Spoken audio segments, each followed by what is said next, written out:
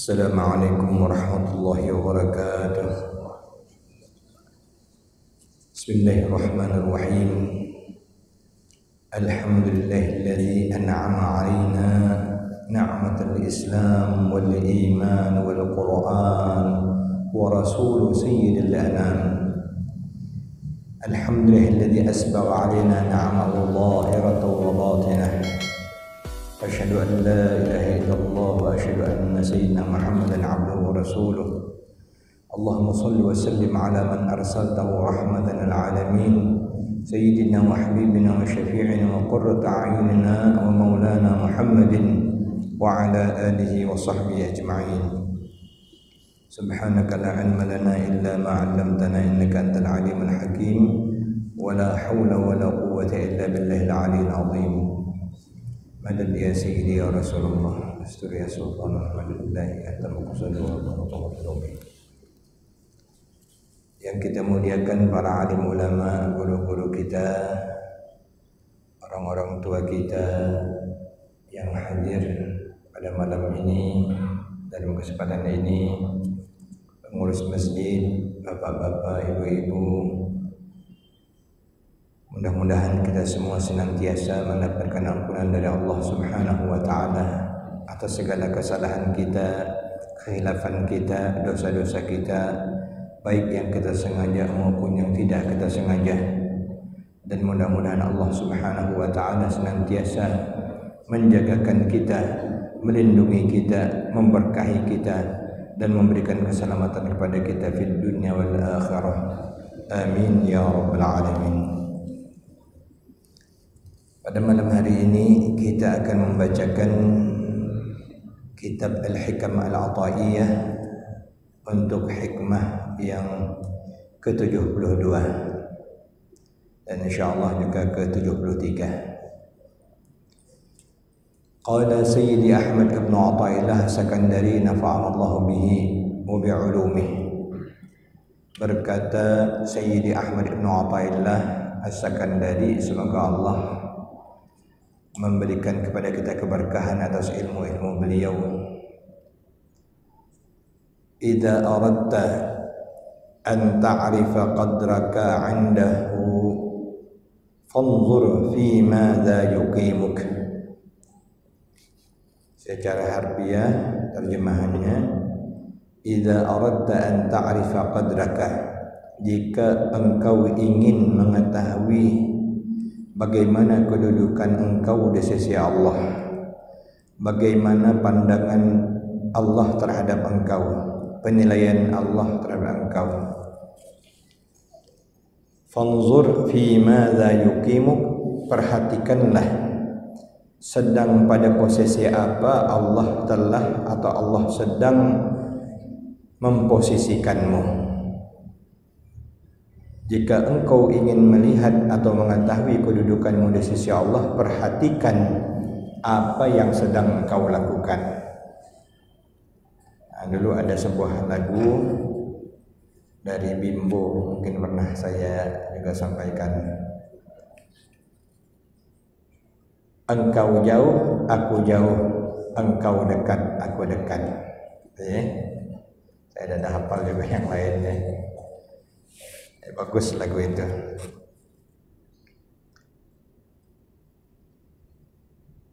Qala syarihu, berkata pensyarah kitab ini Sidi Ibn Ubad An-Nafari Ar-Randi rahmatullah alaih. Hada mizanun sahihun, ini adalah timbangan yang benar, atau ungkapan untuk menyatakan keseimbangan yang benar.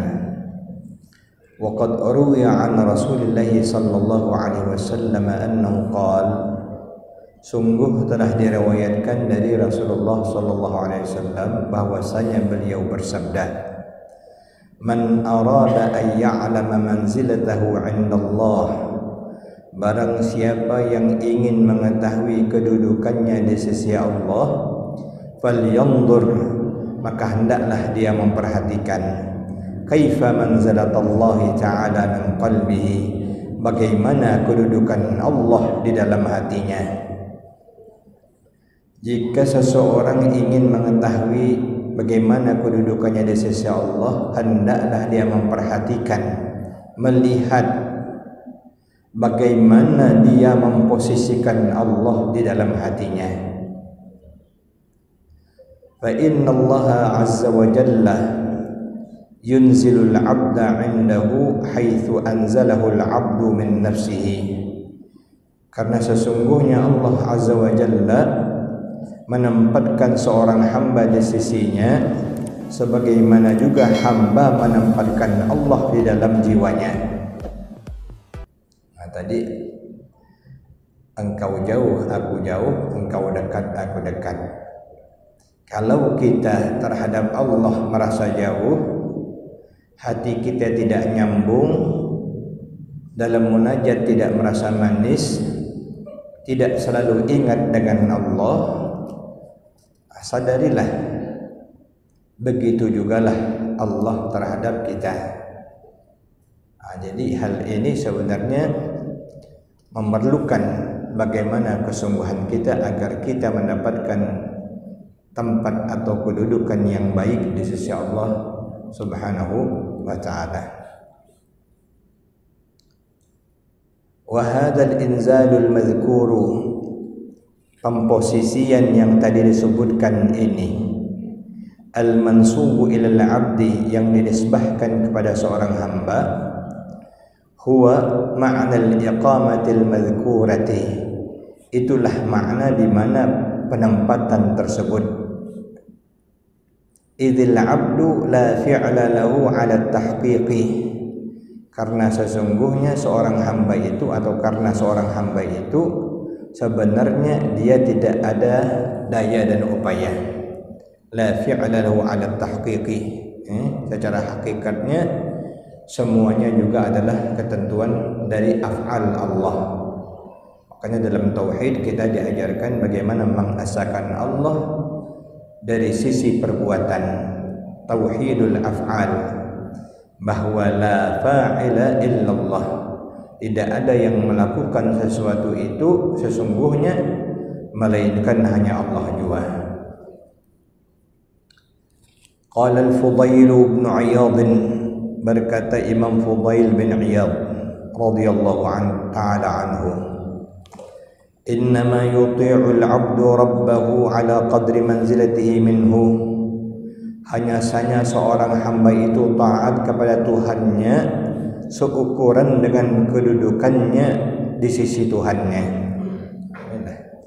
Kalau kita memang dekat,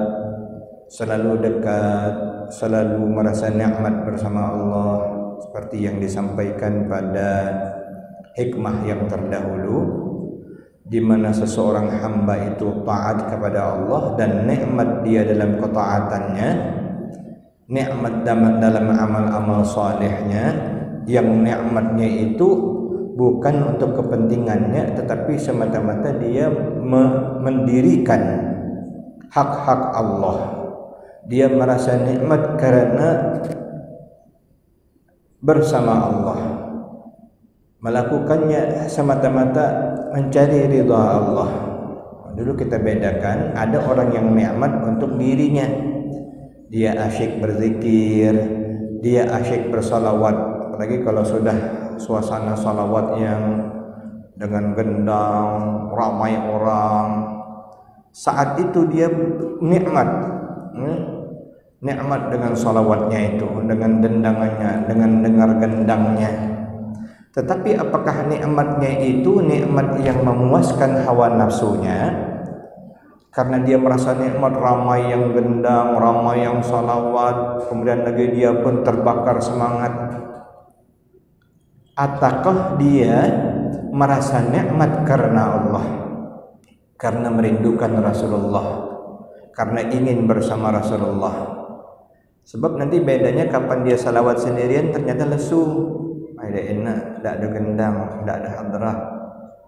Terkait dengan gendang, terkait dengan orang ramai, kapan dewean tidak mau, tidak ada enak salawat dewean, katanya.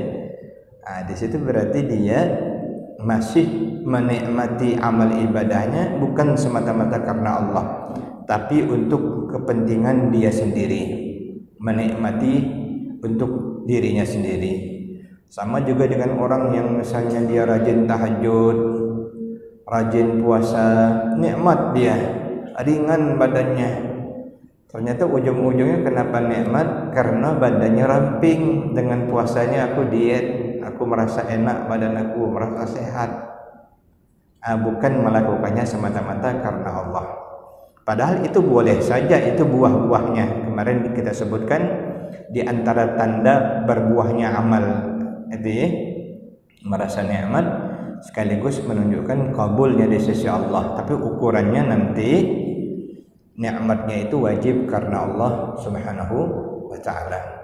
Makanya seorang ulama di antara Syekh Nurdin Marbu'an Al-Banjari, termasuk juga Syekh Rahimuddin Nawawi Al-Bantani, dia menasihati murid-muridnya yang melihat bahwa murid-muridnya begitu asyik ketika ikut qasidahan semalam suntuk tahan tak tidur. Tapi pas giliran ngaji kitab mulai dia ngantuk, tertidur dia. Tapi pas mulai dia salawatan, luar biasa, bergoyang-goyang, bergerak-gerak.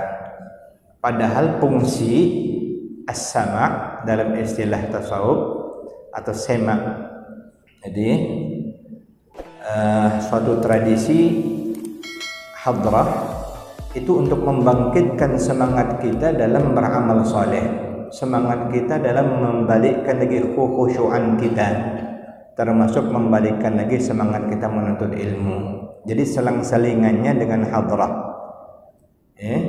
Lalu pengajian ilmu lagi, hadis, tafsir, tasawuf, tauhid, kemudian lagi berzikir lagi, kemudian lagi diselingi lagi dengan hadrah. Hadrah itu boleh dalam membentuk baca salawat, boleh baca puisi, boleh baca syair, bahkan ada yang dengan seperti tari sufi, whirling dervish.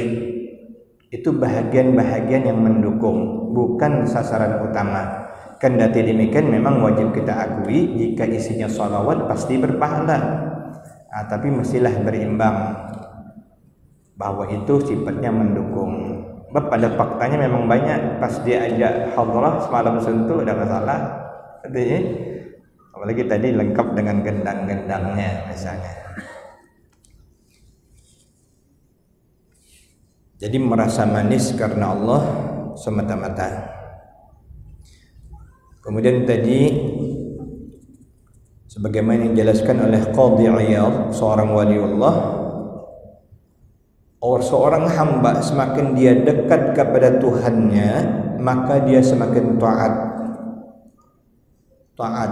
Semakin taat, semakin nikmat. Salah satu bentuk kenikmatan, nikmat dalam salat, nikmat dalam ngaji, nikmat dalam munajah, berdoa. Semakin banyak ketaatannya itu menunjukkan dia semakin dekat dengan Allah Subhanahu wa taala. Wa qala Syekh Abu Talib Al-Makki, ini salah seorang inspirator Imam Al-Ghazali, pengarang kitab Qutul Qulub, makanan hati, radhiyallahu taala anhu. Saya teringat perkataan Imam Abil Hasan Asyadzili, dia mengatakan alaika bil ihya, kamu wajib mempelajari kitab Ihya Ulumuddin, fa innahu yurithul ilma, karena kitab Ihya Ulumuddin memberikan ilmu, mewariskan ilmu. Wa alaika biqutil qulub, dan kamu juga mesti mengkaji kitab Qutul Qulub li Abi Talib Al-Makki ini, fa innahu yurithun nura, karena sesungguhnya dia memberikan cahaya. Ini salah seorang termasuk di antara guru Al-Imam Al-Ghazali qaddasallahu sirrah. Apa kata beliau Syekh Abu Talib Al-Makki? Fa idza kana al-'abdu, apabila adalah seorang hamba, li nazri maulahu mukarrama, dalam pandangan Tuhannya dimuliakan.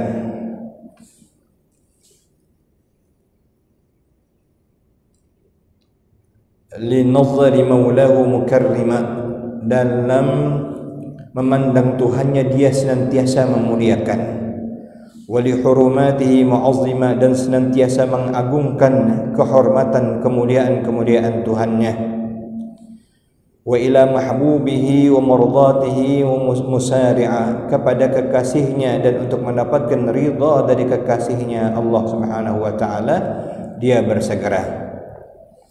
Kana Allah azza wa jalla lahu fil akhirati liwajhihi mukarrima atau mukrima. Kana Allah azza wa jalla lahu fil akhirati liwajhihi mukrima, adalah Allah azza wa jalla untuknya di negeri akhirat nanti memuliakannya, memuliakan wajah orang tersebut. Yang dulu kita sebutkan untuk satu orang mukmin, kalau soal fasilitas subhanallah, ya, subhanallah, surga seorang mukmin kata Guru Bakhit kemarin, luasnya itu hampir 3 kali luas bumi ini untuk dia sendirian saja. Jadi 500 am, luas 500 tahun perjalanan itu. Kemudian lagi disebutkan dalam sebuah riwayat bahwa pelayannya dari bidadari 10.000 orang, istrinya jadi permaisurinya. Bayangkan pelayannya saja 10.000 orang, dimuliakan Allah. Tempatnya dari istana, bahkan mimbarnya dari cahaya. Dan lebih hebat lagi, dia diberikan bonus yang paling besar, yaitu dapat memandang Allah Subhanahu wa ta'ala, memandang wajah Allah Subhanahu wa ta'ala, dan melihat Rasulullah sallallahu alaihi wasallam. Yang dulu kita sebutkan bahwa kenikmatan syurga itu ketika ditanyakan kepada seorang aulia Allah, dia menjawab fiha Rasulullah, karena di dalam syurga itu ada Rasulullah sallallahu alaihi wa ala alihi wa sahbihi wa sallam tasliman katsira. Jadi subhanallah, dimuliakan oleh Allah Subhanahu wa taala. Makanya dunia tak dapat menampung kemuliaan tersebut, hanya di negeri akhirat, ya, seluruh kemuliaan itu diberikan kepada orang beriman. Wa li sya'nihi mu'azzima, Allah agungkan keadaannya, luar biasa, ya. Wa ila masarratihi minan na'imil muqimi musari'ah, dan Allah mensegerakannya untuk mendapat baginya orang tersebut untuk mendapatkan kegembiraannya di negeri yang nikmat yang kekal abadi, yaitu syurga Jannatun Na'im. Dan mudah-mudahan kita mendapatkan syurga yang tertinggi, Jannatul Firdausil A'la, Jannah Firdaus. Wa idza kana al-'abdu bihaqqin maulahu mutahawina, sebaliknya apabila seorang hamba menganggap remeh hak-hak Tuhannya, melalaikan, menganggap enteng, tak begitu peduli, wa bi amrihi mustakhiffa, menganggap enteng perintah Allah, wa li sya'airihi mustasghira, terhadap syiar-syiar agama Allah menganggap kecil. Syiar agama Allah itu termasuklah pengajian ini syiar agama Allah, hari raya syiar agama Allah, Jumat syiar agama Allah, Maulid Nabi syiar agama Allah. Kemudian lagi apa saja yang menunjukkan syiar-syiar agama Allah. Orang yang beriman, bertakwa, dia mengagungkan, memuliakannya. Wa may yu'azzim sya'airallah. Nah, termasuk nanti sya'airallah itu para ulama, orang yang muttaqin akan memuliakan ulama. Kenapa? Karena mereka termasuk sya'airallah. Tapi kalau sebaliknya menganggap kecil, nganggap ulama biasalah, nganggap salat biasalah, nganggap pengajian biasalah, nganggap peringatan Maulid itu biasalah, kecil dianggapnya.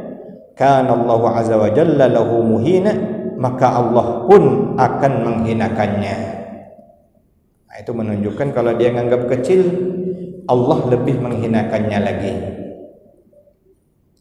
Wa bi sya'nihi mutahawina, maka Allah Subhanahu wa taala akan meremehkan keadaan orang tersebut. Wa ila ma yaqrahu min al-'adzabil alim lahu musari'ah, dan Allah akan mempercepatkan kepadanya azab yang alim yang dia takuti, azab yang pedih. Orang yang baik Allah cepatkan masuk ke dalam syurganya. Orang yang jahat ini Allah cepatkan dia kepada azabnya, menganggap enteng kepada Allah syiar-syiar agama Allah.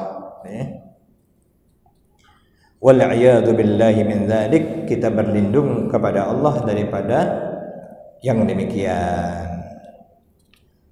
Wa qala Wahb bin Munabbih, berkata Imam Wahb bin Munabbih radhiyallahu taala anhu, qara'tu fi ba'd al-kutubi, aku baca pada sebahagian kitab, maksudnya kitab-kitab suci atau sebagainya.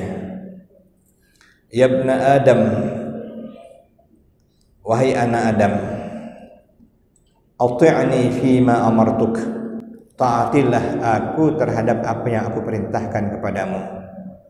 Wala tu'allimni bima yasluhuk, inni alimun bi khalqi, jangan kau ajari aku dengan apa yang dapat memperbaikimu, sesungguhnya aku mengetahui makhlukku. Innama ukrimu man akramani, sesungguhnya aku akan memuliakan orang yang memuliakanku. Wa uhinu man hana alaihi amri, aku akan hinakan orang yang menganggap enteng perintahku. Lastu binadhirin fi haqqi abdi hatta yanzura abdi fi haqqi, aku tak akan memperhatikan hak hambaku sebelum mereka atau hambaku itu memperhatikan hakku, kata Allah. Aku tidak akan mendahulukan haknya, kepentingannya sebelum dia mengutamakan aku. Nah, ini dalam hadis kursi, ana inda dhanni 'abdi bi falyuhsinu dhanna bi 'abdi, aku tergantung sangkaan hambaku, maka hendaklah seseorang hambaku itu memperbaikan sangkanya kepadaku. Dengan melaksanakan amal-amal baik, amal-amal saleh, berupaya mendekatkan diri kepadaku, maka semakin dia dekat, semakin dia bagus, semakin dia taat, semakin dia melakukannya karenaku, semakin memuliakan aku, demikian juga aku. Termasuk dia berbaik sangka kepadaku. Kalau tidak, dia meremehkanku, meremehkan ajaran agamaku, meremehkan rasulku, meremehkan ulamaku, meremehkan syiar-syiar agamaku, maka aku pun akan meremehkannya. Na'udzubillah, tsumma na'udzubillahi min dzalik. Kemudian hikmah yang ke-73, mata razaqaka ta'ata wal ghina bihi anha, apabila Allah Subhanahu wa taala memberikan rezeki berupa ketaatan kepadamu. Jadi taat ini rezeki dari Allah, ketaatan ini. Wal ghina bihi anha, tetapi seorang hamba yang diberikan Allah rezeki taat tersebut bersyukur kepada Allah atas ketaatan tersebut, bersyukur kepada Allah dan mencukupi Allah di jiwanya dari kesyukurannya dengan ketaatan tersebut. Dulu pernah di awal sekali Al-Hikam itu sudah diingatkan oleh Ibnu Athaillah As-Sakandari, amal-amal ini baik, amal-amal saleh, amal-amal ketaatan ini baik, yang diajarkannya diamalkan itu baik, tapi jangan sampai kita tergantung kepada amalan tersebut. Kita wajib tergantung kepada Allah, bergantung kepada Allah. Amal-amal itu bukti ketaatan kita, tapi yang kita gantungkan hati kita, jiwa kita bukan dengan amalan itu, tapi semata-mata kepada Allah Subhanahu wa ta'ala. Begitu juga dengan ketaatan, kita bersyukur Allah memberikan ketaatan kita kepada kita, tapi yang kita rasakan, kita jiwai, kita syukuri adalah karena kita bersama Allah Subhanahu wa ta'ala. fa'alam annahu qad asbagha 'alaika ni'amahu zahiratan wa batinah. Ketahuilah bahawa ketika Allah memberikan ketaatan kepadamu lalu engkau bersyukur kepada Allah atas ketaatan yang Allah berikan kepadamu itu, ketahuilah sungguh Allah telah menyempurnakan nikmat ke atasmu zahiratan wa batinah, secara zahir dan batin. Ini dari Al-Quran. Asbagha alaihi ni'amahu zahiratan wa batinah. Al-matlub min al-'abdi, yang dituntut dari seorang hamba, syai'ani, ada dua macam. Iqamatul amri fi zahir, secara zahir mentaati perintah-perintah Allah, melaksanakan seluruh perintah-perintah Allah, itu secara zahir. Tapi wa ta'alluq billahi fil batin, di batin, di hati, hanya bergantung kepada Allah. Zahir taat kepada Allah, hati hanya bergantung kepada Allah subhanahu wa ta'ala. Wa huwa al-istighna'u bihi, merasa cukup hanya dengan Allah, an ghairihi, bukan kepada yang selain Allah. Fa idza razaqallahu ta'ala al-'abda hadaini al-amraini, kalau Allah telah memberikan rezeki berbentuk dua macam ini kepada seorang hamba, zahirnya taat, hatinya bergantung hanya kepada Allah, faqad asbaghallahu alaihi ni'amahu zahiratan wa batinah, sungguh Allah telah menyempurnakan nikmatnya kepada hamba tersebut secara zahir dan batin. Jadi lahir kita taat, hati kita hanya bergantung kepada Allah. Zahir kita banyak amalan-amalannya, tapi bukan bergantung kepada amalan tersebut. Hati kita hanya bergantung kepada Allah subhanahu wa ta'ala. Makanya orang kalau bergantung sama amalan takutnya kecewa. Aku sudah tahajud 20 tahun, minta hajat, solat hajat, tak ada kabul-kabul. Aku solat duha sudah puluhan tahun, tak ada kaya-kaya. Karena mengandalkan amal. Itu perintah, lakukan saja guna mendekatkan diri kepada Allah. Namun batin kita wajib hanya kepada Allah subhanahu wa ta'ala. Siapa yang mendapatkan dua macam itu, zahirnya taat, hatinya bergantung kepada Allah. Hati bergantung kepada Allah ini nanti ciri-cirinya hatinya bersih, bersih daripada sifat-sifat tercela. Itu baru hati yang bergantung sesungguhnya kepada Allah. Itulah maka ilmu tasawuf adalah ilmu hati. Bagaimana kita membersihkan hati, memperbaiki hati, menjadikan hati kita hanya bergantung kepada Allah, dijauhkan daripada sifat-sifat yang tercela yang pernah kita sampaikan banyak, dengki, sombong, hasud, iri, pemarah, pendendam, dan hal-hal yang segala hal yang tidak baik. Itu dibersihkan dari hati. Hati seperti itulah yang hati yang penuh bergantung kepada Allah. Wa awsalahu ila ghayatil amal. Nah, kalau sudah Allah berikan zahir taat, hati bergantung hanya kepada Allah, Allah akan buat dia dapat mencapai cita-cita tertingginya di dunia wal akhirah, di dunia dan akhirah. Subhanahu jalla wa ala, maha suci Allah yang maha mulia lagi maha tinggi. Qala radhiyallahu ta'ala anhu wa Allahu a'lam bissawab. Itulah yang dapat kita sampaikan pada malam hari ini. Mudah-mudahan Allah subhanahu wa ta'ala terus mendekatkan kita kepadanya dengan ridhonya. Allah mampukan kita, Allah tolong kita, Allah jadikan kita semakin dekat dengan Allah secara zahir dan secara batin, sehingga Allah selalu senantiasa bersama kita. Teringat juga saya dengan sebuah munajat dari Al-Imam Syekh Abdul Qadir Al-Jilani yang dulu pernah kita sampaikan juga. Allahu syahidi, Allahu nadhiri, Allahu hadiri, Allahu ma'i. Allahu hadiri, Allahu syahidi, Allahu nadhiri, Allahu ma'i. Allah bersamaku, Allah menyaksikanku, Allah memandangku, Allah bersamaku.